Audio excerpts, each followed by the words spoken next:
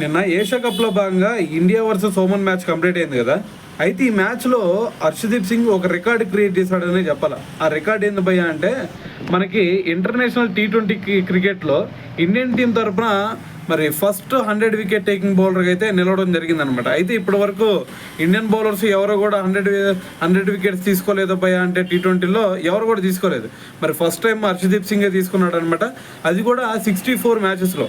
మరి ఈ లిస్ట్లో కనుక చూసుకుంటే మరి ఫాస్టెస్ట్ 100 వికెట్ టేకింగ్ బౌలర్ ఎవరైనా ఉన్నారంటే అది ఫస్ట్ రషీద్ ఖాన్ పేరు మీదే ఉండేది. అయితే రషీద్ ఖాన్ చూసుకుంటే 53 మ్యాచెస్లోనే 100 వికెట్ తీసుకోవడం జరిగింది. సో దాని తర్వాత నేపాల్ బౌలర్ అయినటువంటి సందీప్ చూసుకుంటే అతనేమో మరి 54 మ్యాచెస్లో మరి 100 వికెట్ తీసుకున్నాడు అనమాట. దాని తర్వాత ప్లేస్ వచ్చేసరికి వనిందు అసరంగా అతను 63 మ్యాచెస్లో 100 వికెట్ తీసుకుంటే ఇప్పుడు హర్షదీప్ సింగ్ వచ్చేసరికి 64 మ్యాచెస్లో 100 వికెట్ తీసుకున్నాడు అనమాట.